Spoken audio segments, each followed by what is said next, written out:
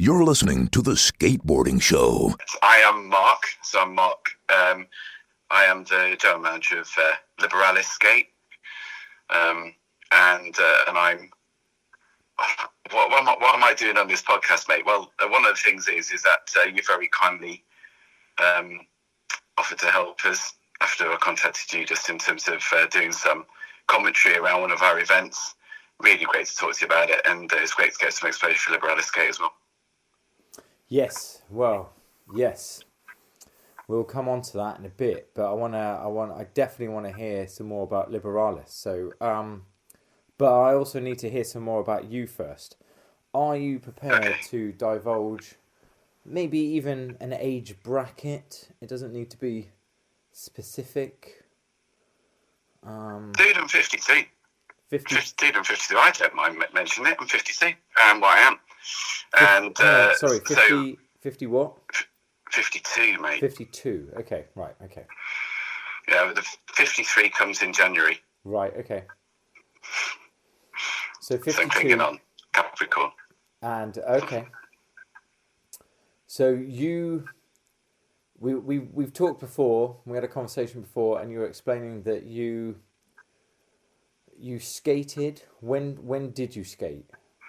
Right, so I first got, if I go back to the very beginning, I was very fortunate. My parents had a furniture business and had these warehouses with vast amounts of floor space.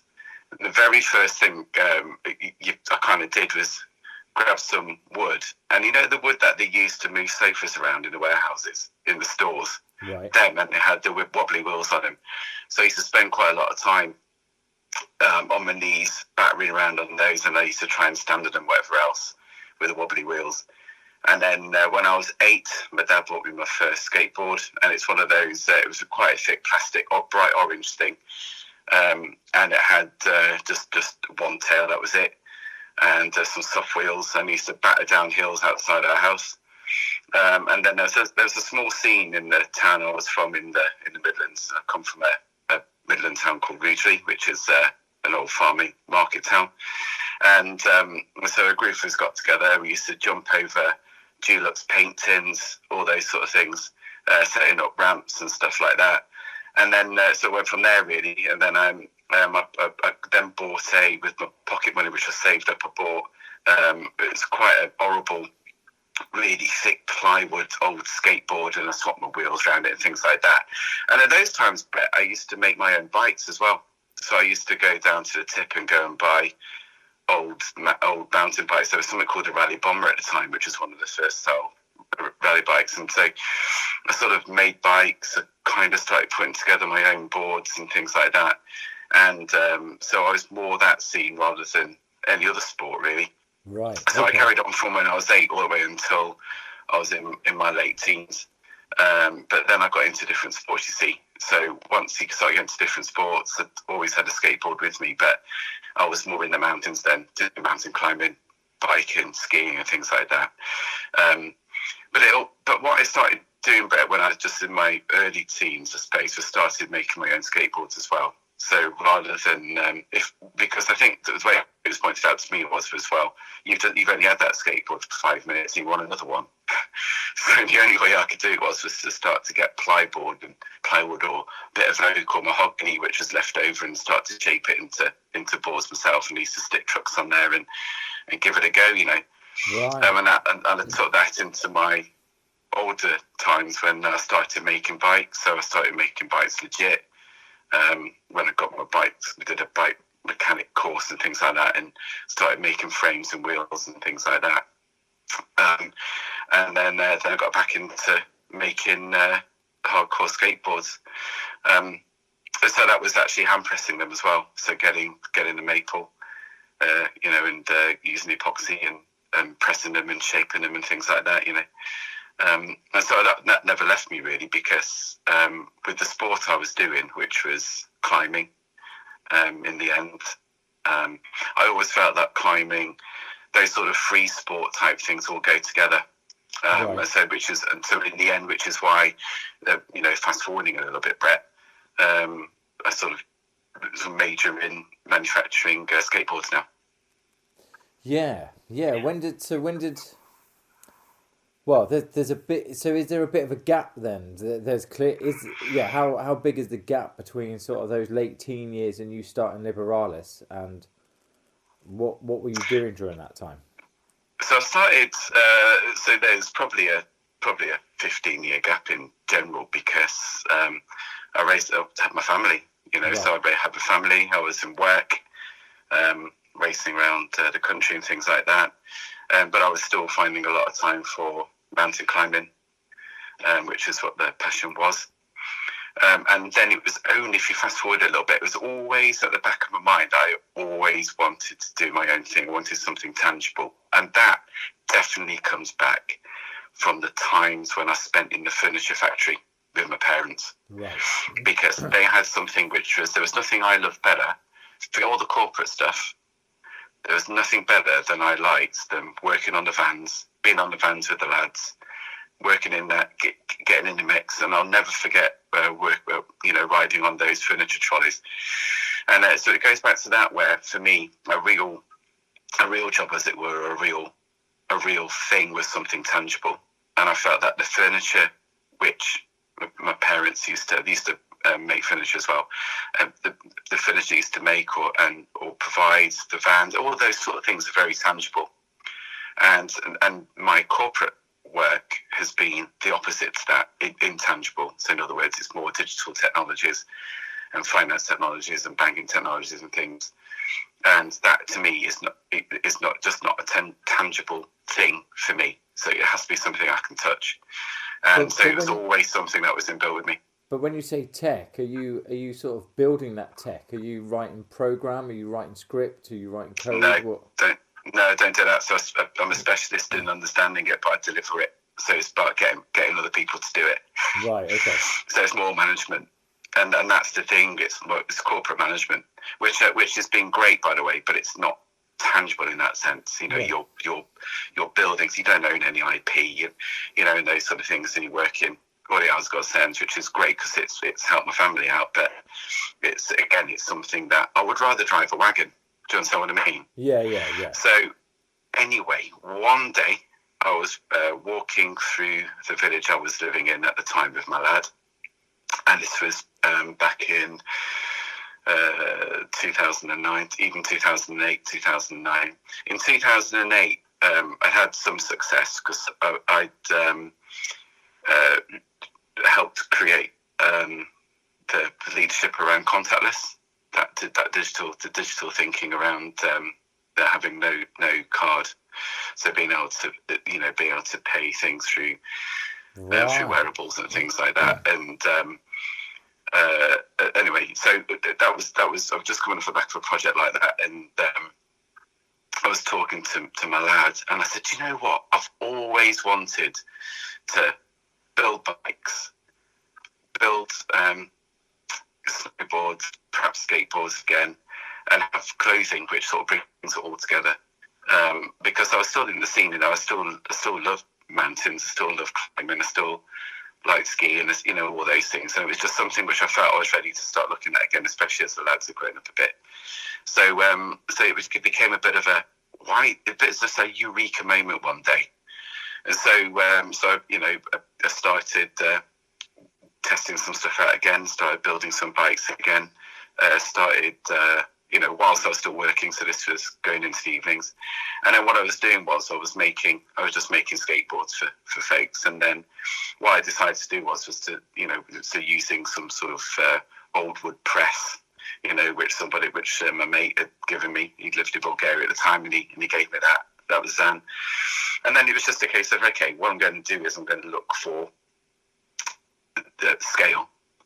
And so I spent the next, I would say, 5 years looking for a partner in order to be able to, I want to produce the best skateboards you can buy in the world. I'm not interested in producing okay skateboards or anything like that. I'm really interested in producing the best quality I possibly can. So I spent 5 years trying to find the best partner in order to be able to do that. And I managed to do that, I was really chuffed with it.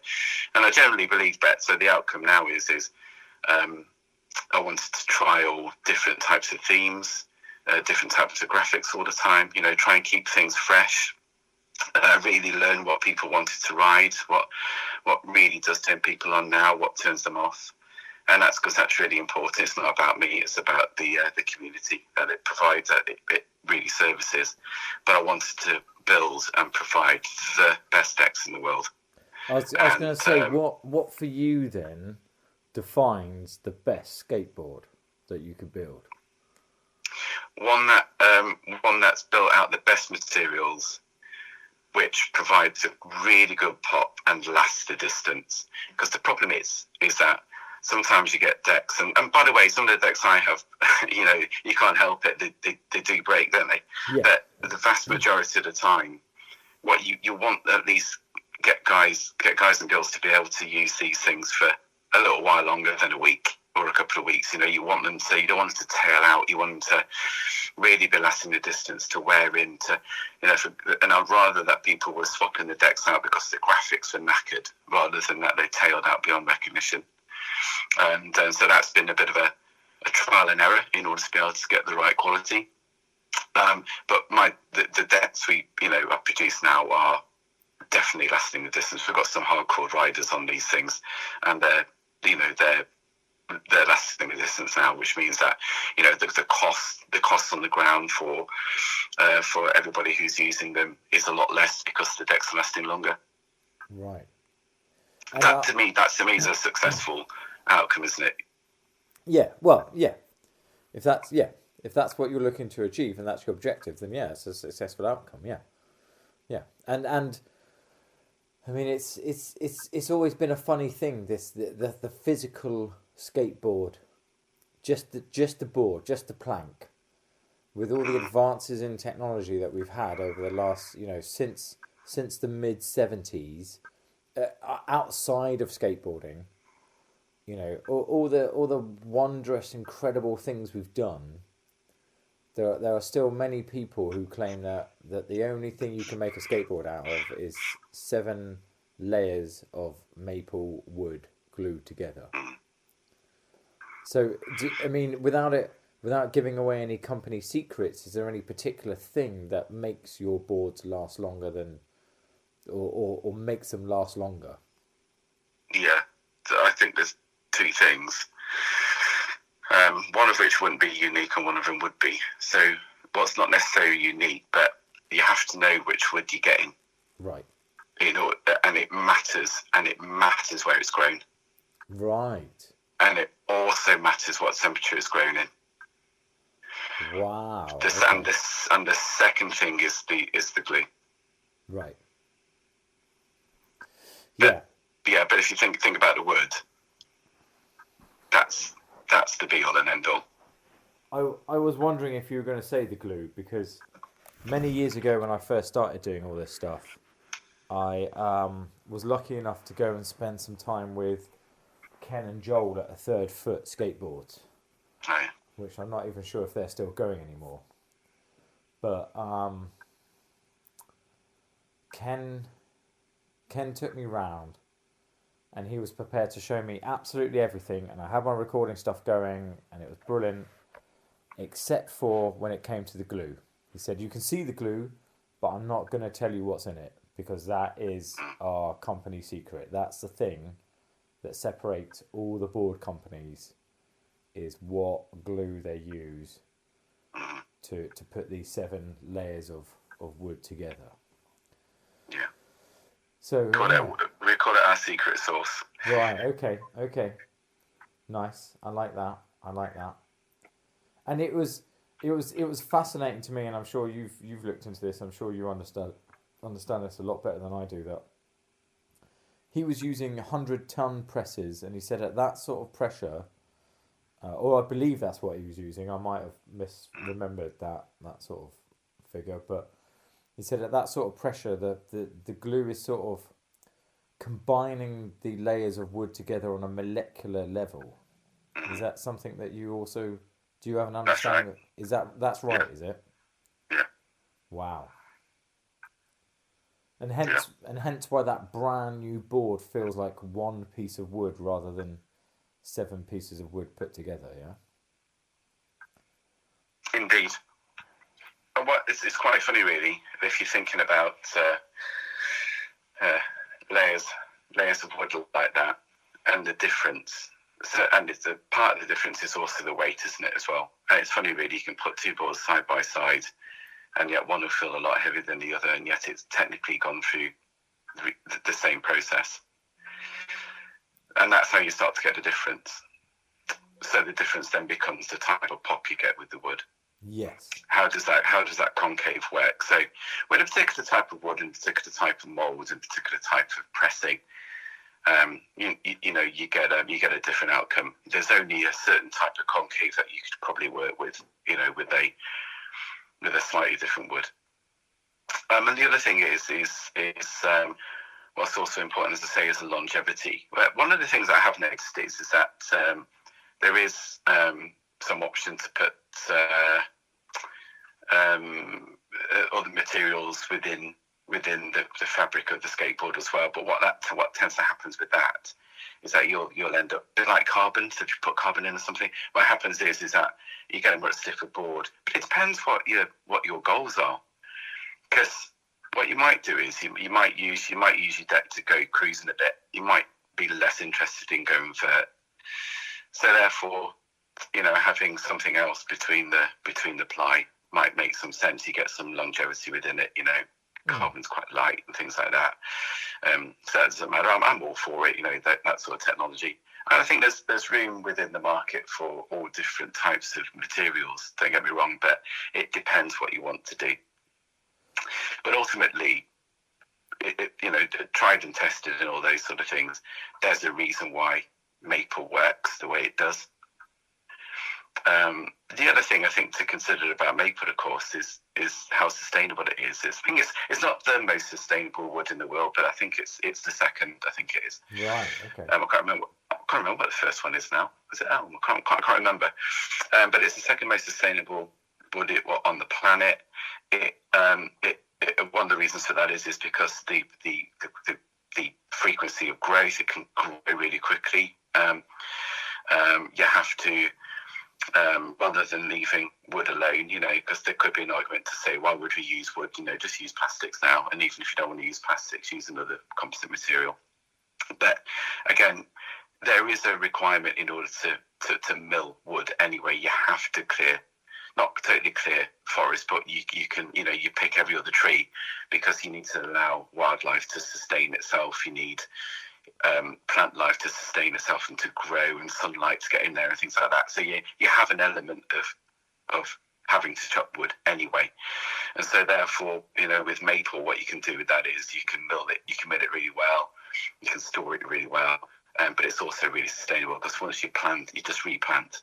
Right. And then again, you've got a much, if you're trying to use oak or something like that, you're going to have to wait 50 years. And that's the difference, that's why it's such a sustainable wood. And it's also there's plenty of it. Just briefly coming back to the manufacturing process, and again, it might be a trade secret that you're not willing to divulge, and that's completely understandable. What's your viewpoint, and what do you do with how many you stack into a press at any one time? Because I know that's something that I know. I've heard somewhere on the grapevine, possibly I think on an interview with Day One Song, that he wants like the third deck down in the press, because for him that's got the right concave that he wants. How he knows whether or not he's getting that, I don't know. Whether he stands at the press going, that one please, thank you. But yeah. Again, that was something that was talked about. I'm only going on some information that I've heard from one manufacturer so far. I've also we removed the top and bottom, but it depends again what press you're using. So sorry, say that again. You removed the top and bottom. Yeah, and remill it. So the top deck, the bottom deck will remill, but the quality now. So I've not found any problems with any of the other decks in there at all. And I think it depends what the manufacturers are using in terms of their press. What's the material they're using? So what makes you? Is that a common practice to get rid of the top and bottom boards? I don't know. But what makes I you? honestly don't know, dude. Honestly, it's just something which I just felt was the right thing to do. Is it because the concave was too deep or too shallow, or because? No, I just didn't want. It was just one of those things which was.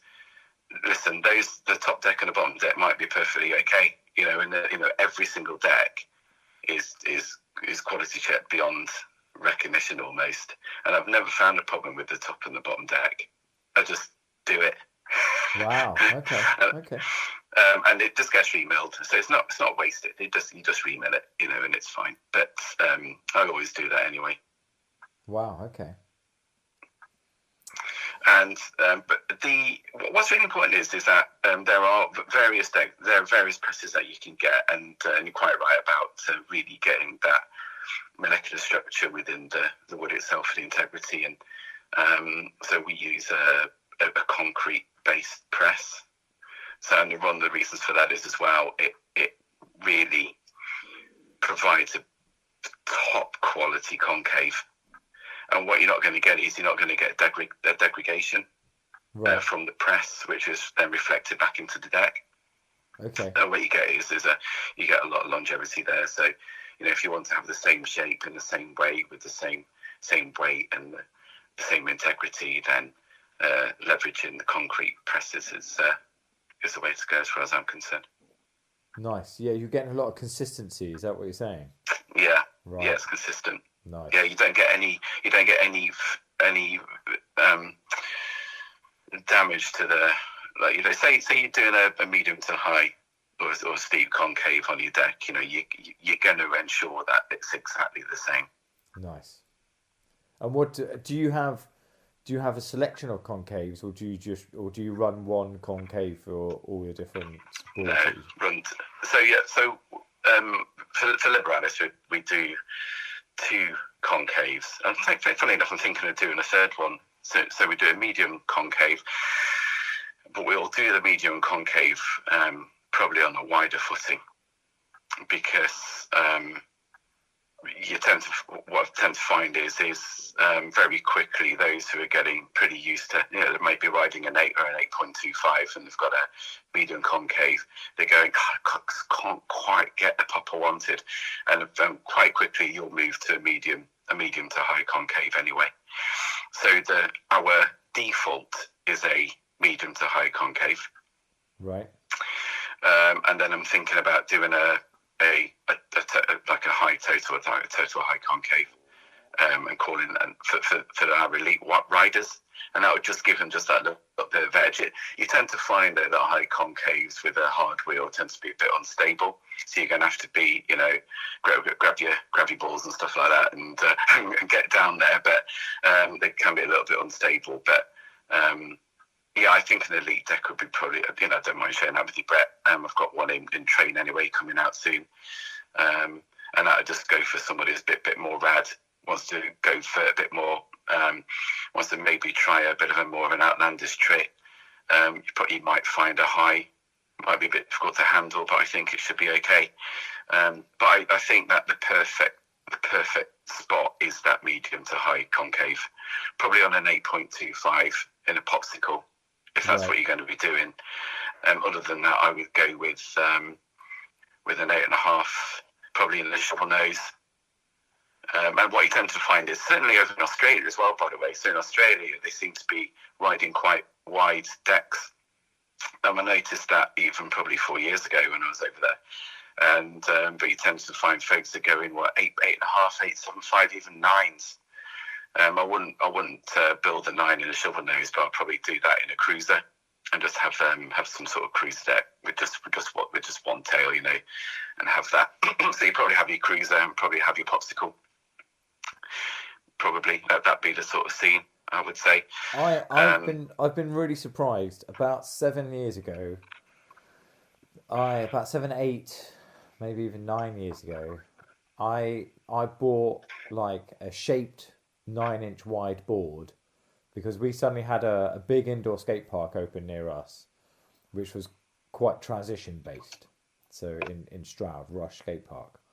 And I was like, okay, well, I'm clearly going to be doing some more transition skateboarding. So let's get a big old whiteboard and let's get on some of that. And what I thought was a big old whiteboard at 9, shaped, definitely not a cruiser, just a shaped skateboard. I don't mind that expression cruiser, but it does get misused quite a lot by some young people who don't quite understand it. Like, a lot of people looked at my board and went, "Oh, you got a cruiser?" I was like, "No, it's a skateboard, but it's just not shaped like yours. That's all." Like, for those of us that are over like 18 months old, you little fetus, we understood that this is what it came from. But and I can say that because no one under 25 is listening to a podcast about skateboarding, so it's fine. So, but and what I found, and then I went through a bunch of different shapes. I really liked the anti-hero green giant shape. That was really nice. Square tail, but they always taper towards a tail. And what I've settled on is I found a couple of people that do actually do a 9-inch wide pop shape, and I was like, oh, I think this is where it's at, because it's parallel railed. I've got that extra bit of wood underneath my back foot where I want it. It's not a square tail, but that's fine. I can still pop it for the the last remaining years that I'm going to be doing ollies and jumps. But it just feels like a nice bit of wood under my feet, and it's not skittish in any way. Yeah. And it just seems to work. And I've been pleasantly surprised by how many, including some younger people, actually are like, yeah, I've tried a 9 pop, and actually it's really nice. It sort of works. But I can see, I completely acknowledge that that's a very few amount of people. I think, like you say, that 825, that 8.5, there's your sweet spot. That's your money spot. That's what everyone's riding at the moment. We all know that. Yeah. We sell more 825s than anything. Yeah. Sometimes I get worried about, oh Christ, I've got 8 here, what am I going to do? And then suddenly you come across somebody who's still riding the 7.5 or 7.7. I'm like, come on guys, you might find that you'll get much more comfort out of something a bit wider. But yeah, so the 825s are our main seller for sure, definitely. What wheels are you using? 29. Well, I think we all know that there are only 2 brands of wheels, and that's Spitfire and Bones, isn't it? I didn't know there was any other brand of wheels. Is there? They're the ones that count, eh? So what have you got on them? Are you using a soft compound or? No. I'm riding Bones 58mm P5 shape SPFs. Nice. So rock hard. But you got to go ride them on some concrete before you ride them on wood. Don't take them brand new onto wood. Bad idea. Just slip. Yeah. Go scuff them up a little bit on some concrete, and then they're sweet for everything. So far as I'm concerned. I forgot what it's called now. It's one of those little handheld tools, and you sort of whack it on and sort of sand it down a little bit. Or you could do a bit of that. Or you could Dremel. Or you just go find a concrete bowl and just shroud around a couple of times. It's fine. Yeah, that's true. But that's my favourite terrain anyway. So like, I'm all about concrete bowls at the moment. Probably for about the last, again, 6-7 years or so, since I got into a lot more tranny. Yeah, like I'm all about like concrete waves and bath bowl and anything else anything that's deep and fast and hard. You're getting into mud territory. Yeah. When you get, aren't you? Because that was where, remember, the Dogs of War and stuff like that. It was just, that's what it was all about, We tended to find quite a lot of that. We've got, we live in Warrington, and it tends to be, there's a lot of municipal concrete bowls around. A place called Orford, for example, they've got an excellent one there. Actually, it's one of a little bit underrated, and I think it's an excellent one. Victoria Park is also another great place for folk to go to. That's a really outstanding outdoor place, that is. And of course, then we've got Ramp 1, which is the indoor place as well. There's sort of three sort of sections to that, really. You've got your sort of streetscape, you've got your area where you can go for if you want, and then you've got some rails and stairs and steps and stuff like that, like back in the day. So that's quite a decent place as well. So we're fortunate to have that sort of thing. But yeah, I'm a mad fan of old Rodney Mullen, I must say. Yes. Don't get me wrong. Yeah, I'm a product of the '90s. I grew up on like those first 3 Plan B videos, watching Rodney do stuff that just like blew our mind. We were just like, what is he doing?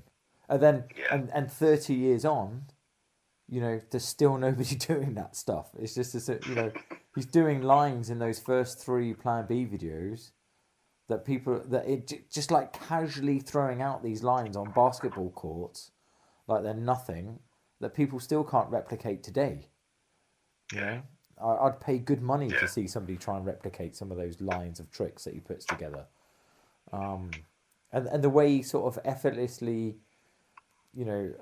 integrates some pretty hardcore freestyle moves into that stuff. And it's like, yeah, you know what, Rodney? I'll give you that. Like for all the cliches about them being dorks and that, like you've made that look good. You've made that look cool.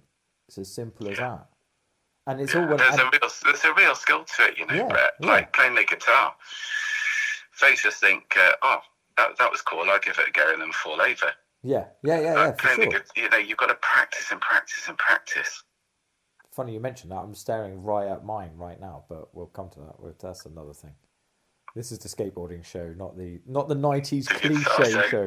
Not the 90s cliche show, no. Not that. You play guitar and skateboard. Oh my god, dude! I haven't got the fingers for it. My fingers haven't evolved for such things. Just couldn't do it.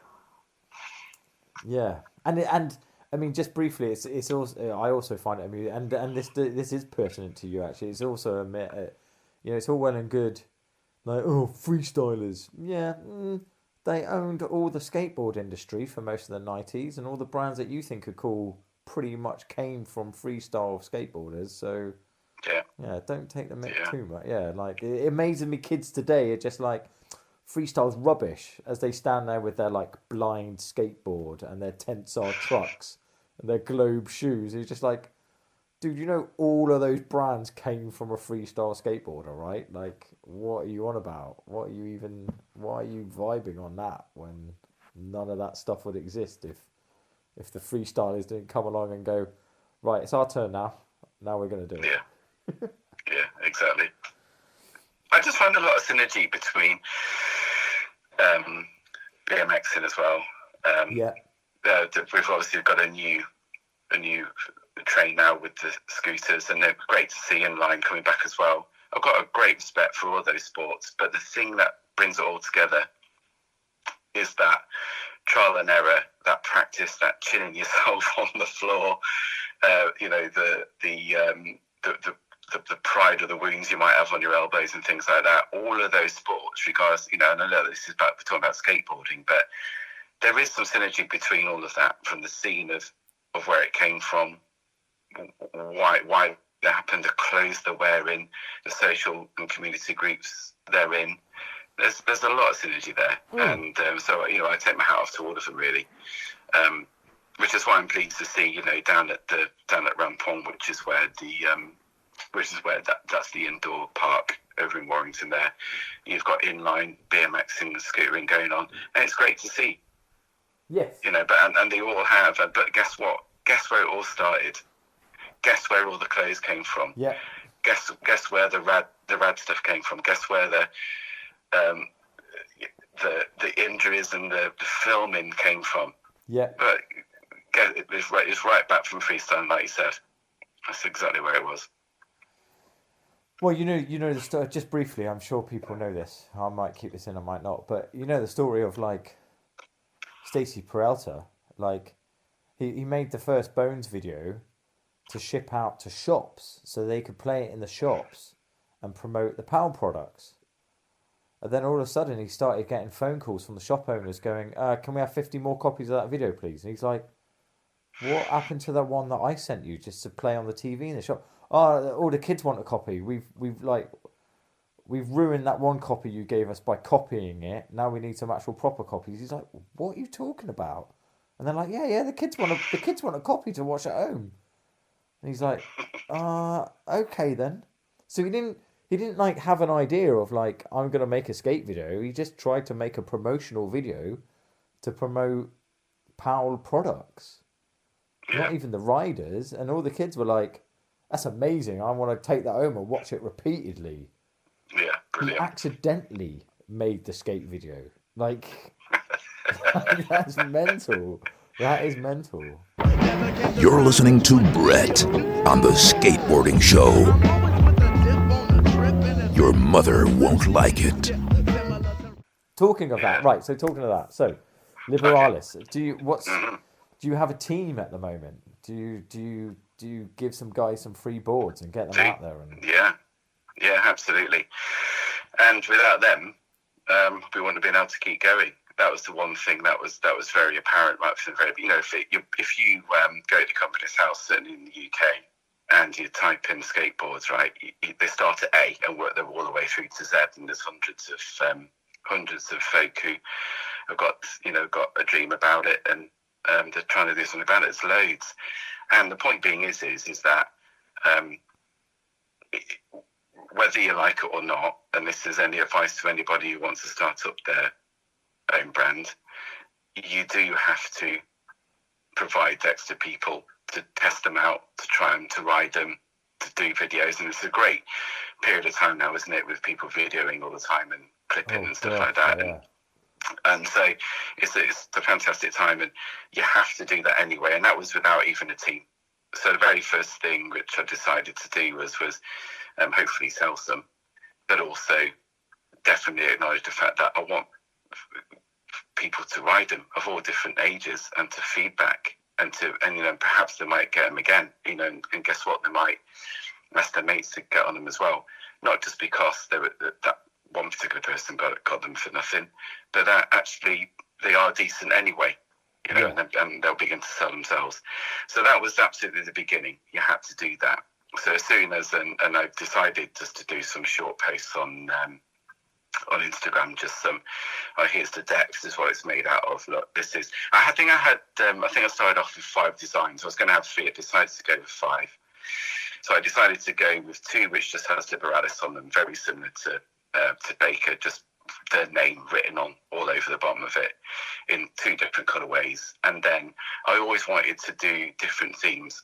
So rather than just sticking with just a couple of themes all the way through for the rest of their lives, I always want to try and have a new theme.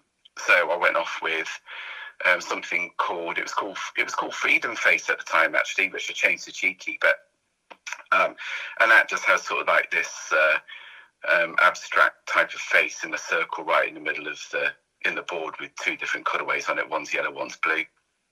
The other one was Cross Nations, which is sort of panels of the Canadian flag, and then a take on the Union flag, the Union Jack, and a take on the American Star, and that sort of tried to just tell the story of the journey of Liberalis, really, sort of the UK, Canadian, and USA trifecta.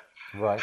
And then the other one was something called Urban, which I wanted to have like a more sort of gritty urban combat sort of style to a deck. So I decided to go with those. And you know what? I was really pleased to see that for the person who wasn't particularly taken with the Freedom Face, or the Cheeky as it's called now, they liked the Cross Nations one. And the one who didn't like the Cross Nations, particularly, they would buy Urban and have Urban time and time again. And so you tend to find that it's almost like, when you were talking about the way your deck fits you, and you really like the feel of it and you're comfortable with it. The feedback I sort of get now around even the designs is that they say, no, this design really suits me, and I feel it, and I sort of wear into it, and they'll buy the Urban time and time again.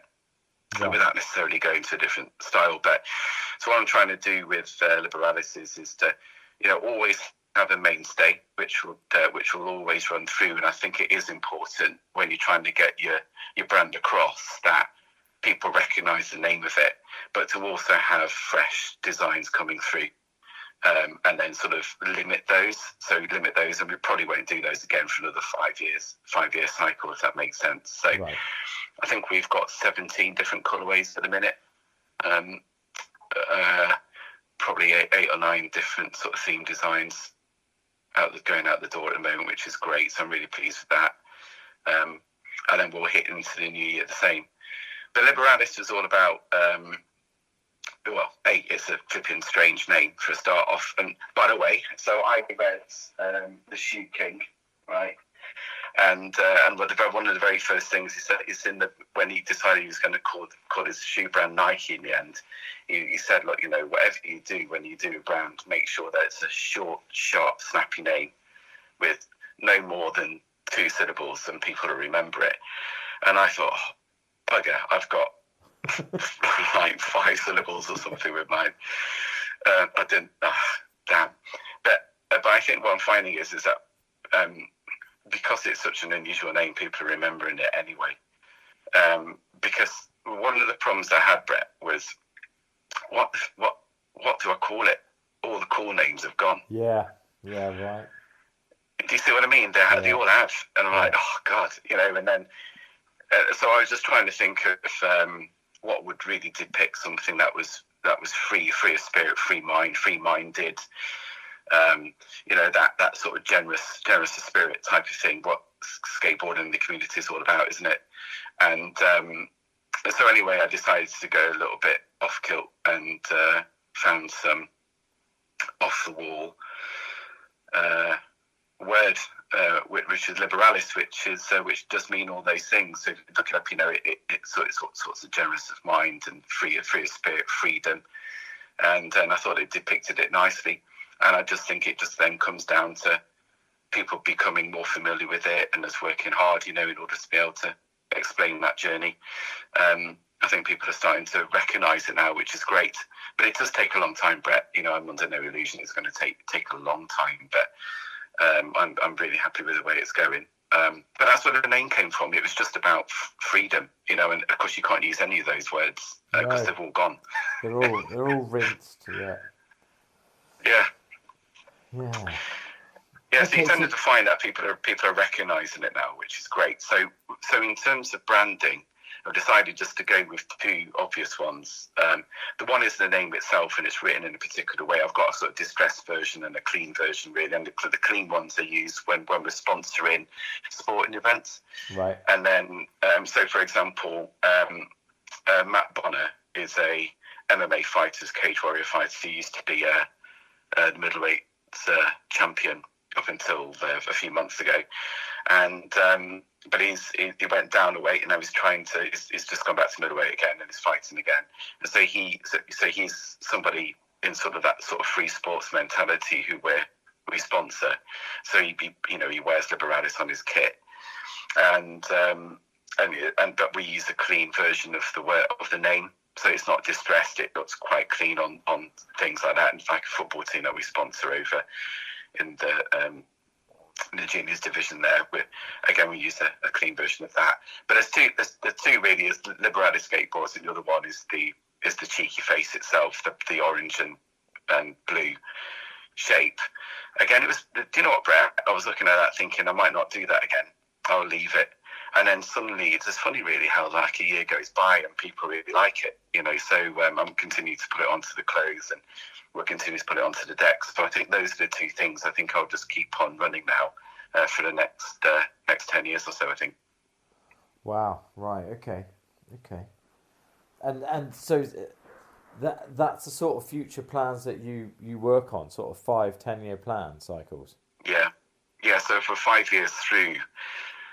5 years through, because Liberalis launched itself in 2017 officially. Yeah. Right. So we're sort of 5 years through that 10-year plan now, and I kind of see. By the way, I say Liberalis now rather than Liberalis. And guess what? For the first 4 years, I was saying Liberalis. Right. And the funny thing is that we sponsor, there's a podcast called, you may not have heard of it, it's called the Joe Rogan Experience, and these three geezers over in Canada who listen to Joe Rogan, and then they sort of sit down and they talk about what they've just listened to, right? Anyway, so I happened upon that. I quite like it anyway, so I was listening to it, and I thought, you know what, we'll sponsor some of these episodes of theirs. They're great lads. And the guy gave us a shout out and he called it Liberalis. And I thought, do you know what? I quite like Liberalis rather than Liberalis. So I'm going to say Liberalis from now on. But it is what it is, mate. But yeah, so Liberalis, as far as I'm concerned, we are a skateboard business. That's what we are. That's the heart of it. We're, going forward, Brett will also get it, we also will do, but we are getting into other sports as well, and sort of getting into building sort of free sports or exports events, so we can do more skateboarding focused events, do more skateboard fests, do more sort of free sport. When I say free sport events, I mean things like snowboarding, for example. Nice. Things like that. So getting into that sort of more extreme sports, Y division is part of the deal. But we'll continue with really majoring in skateboarding. Sure. Because that's where the heart is. Yeah. Oh, and we do make some wheels, by the way, but not as good as Spitfire or Bones. Okay. All right. Fair enough. Yeah. So we make 101As. So made a European 101As. You're listening to The Skateboarding Show. Okay. But you were talking about getting into events there. It's a great way to lead us into what have we got coming up. I mean, people might listen to this podcast at any point. So we are, what are we, like is it the 5th? The 5th of December, 2022. Where did the year go, mate? I know, right? Just disappeared, didn't it? But what have we got coming up this weekend? So what we got coming up this weekend is a skate fest. So in Ramp 1 in Warrington, it's a brilliant indoor skate park. And they've got a nice restaurant and a shop as well and things like that. It's 40,000 square feet of skate daydreams, right? And what we're going to do there is we're holding a solely skateboard competition and jam. So not everybody has to compete. Everybody gets in through the door. There's an entrance fee at the door, but you get all day skating. So normally to get into Ramp 1, I think it's about a tenner, and you get a couple of hours skating, but you get skating all day. Yeah. So you get in through the door, pay the entry fee, and you've got a choice whether or not to compete or not, or to come and enjoy the open skating in between the skate competitions. Come and meet some folk. Come maybe get some free gear. Watch that skate competition. What we're going to do is, Brett, is hold 3 types of competitions really, but for male and female, because both male and female are as important as each other within the community. Yeah. We're going to run a freestyle skate off first of all. So basically, we'll run it as an open. So boys and girls will ride at the same time, regardless of their order of sequence. They'll be riding at the same time. They'll do freestyle first, and then what we'll do, Brett, is we're going to do tricks. So we'll be watching folk getting onto those rails or doing some tricks, maybe do a tray flip, maybe do whatever trick we feel comfortable with. And it doesn't matter how good you are or if you just started, we'll be applauding the effort. And I think that's what it's all about. Yeah. So we'll be doing freestyle tricks, and then we've got in the skate city part of this skate track, we've got quite a wide and open area there where you can do all sorts of skating. So we'll do a skate off there as well. So we'll have sort of 3 elements to the competition. And then what we're also going to do, Brett, is There's cash prizes to be had as well as spot prizes. So someone goes and does something which we go, oh, flipping how they absolutely put balls to the wall there and did that. You know, they might have crashed and burned or something, but they're going to get a free hoodie out of it. So we'll do spot prizes. And then we've got cash prizes, so for male and female. So even though they're going to skate together, they've got 150, 100 quid, 50 quid, first, second, third place for male, same for female. And also we're going to award the best MVP as well, so somebody who we thought was the spirit of the day. So they'll get a cash award of 50 quid as well. But again, there's giveaways there as well around skate decks for skate wheels, hoodies, t-shirts. And it's also worth me saying that Birdhouse are also provided some decks, trucks and stuff like that as well, Brett. So there's going to be some giveaways there too. Brilliant. Where can people find out all the details about this? What's the social media? Give us the deets. So the deets are as follows. So at Liberalis Skate, you can find us on Instagram. You'll see the flyer which says the Christmas skate jam and competition. Nice photograph of Santa on a skateboard. Beautiful. Yeah, and also you've got 12 till 6 p.m. prizes, DJ, MC. Gives you details of that, and so you can find out at Liberalis Skate, and you could also find it at Ramp 1 Skate Park. Ramp 1 Skate Park. So that's where both of those advertise, and of course through the websites as well. You've got links. So once you get to the Ramp 1 landing page, go to book now, and what you'll see the flyer there. Click on that, click book now, go reserve your space, and it'll probably save you some time trying to get in as well on Saturday. But you can also find the link also on our website, which is liberalisskate.com. So if you're in the Liverpool, Manchester, surrounding areas, Saturday, come down, come and have a skate, come see if you can win something, come get involved, come get amongst it. Brett, you're going to do some pretty cool commentating as well, so I think that's worth a mention. A big round of applause to you, because you're supporting us, and it's I'm really excited by that. Actually, really appreciated. You're going to see some good stuff, I think. And I think the one thing that is worth mentioning, Brett, is that you'll get a chance to interview Matt Bonner as well. He's a great supporter of ours. As I said, we've been sponsoring him for a while now, and get to meet him, which would be cool. And we've also got a DJ happening as well. So we've got a sound engineer, got a DJ coming who's going to be cranking up the tunes. So it should be a really good day. Nice. Let's do this then. Let's do it. And let's do the next one. Yeah, for sure. Yeah. One of the things I really do want to do, Brett, is focus on the females as well. They're phenomenal skaters. There's a really big scene in Manchester, Girls Skate UK as well, of course. And so they're very kind in terms of supporting us as well. So what we want to do is an all-female skate event, probably in the spring. And the one thing I do want to shout out for everybody to put your ears upon, we are going to do a really large skate fest in the summer. Nice. Which we will get multiple brands down.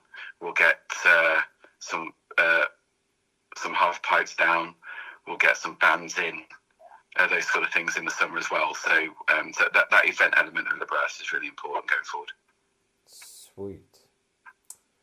Mark, I think I could probably sit here and talk to you all night, but unfortunately, it's. I think we've reached our quota. Possibly have. For now. Yeah. For now, I think there's more we could talk about. I want to know more about Liberalis, and I love the idea that you're involved in the manufacturing of the boards, because I think there's a lot in that. So yeah, come back and talk to us again, and in case you don't get the hint, get to Warrington on Saturday. It's quite simple. It's Warrington. Get to Warrington. Get Warrington. to Ramp 1 and get your skate on and come and turn up. Skateboard competitions are not just to watch on YouTube. They are there for you to come and get involved in. It doesn't matter what you think your ability is. We want you to get involved. We don't want you to be the best there is. We want you to be involved. That's the critical thing. Well said. Couldn't have said it better myself. Right. Brett, I hope that you've enjoyed lying underneath your quilt. No, I'm joking. I have put the blanket over my legs to keep me warm. Cost of living. Can't afford to put the heating on. None of that paper. There's none of that around here. Sit round a candle, and when it gets really cold, we even light it. Right, okay. No, come on. We're not starting. You got candle, you're lucky. Right, no, we're not starting that. Candle, back in my day. Mark, Saturday. I'll see you then. Saturday. When does it start? If you want to come along and skate, you've got to be there by... The doors open at 9. The event itself officially starts 12 till 6. 12 till 6. And we'll start commentating on the competition itself from 1 o'clock. So doors open at 9. I would say get there as early as you can. That means that you can get yourself used to the ramps. Get some practice. Get some food. Yeah, exactly. Get some stuff that's going to be... We've got stands down there, so we'll have our decks on in the shop, and hoodies and tees and all that sort of stuff as well. So the earlier the better, as far as I'm concerned, to make a day of it. Sweet. Let's do this. Nice one, Mark. Right, say goodbye. We're going. Cheers. Thanks for listening. Thanks, Brett. Really, really enjoyed it. You're listening to the Skateboarding Show, you dunce breeds!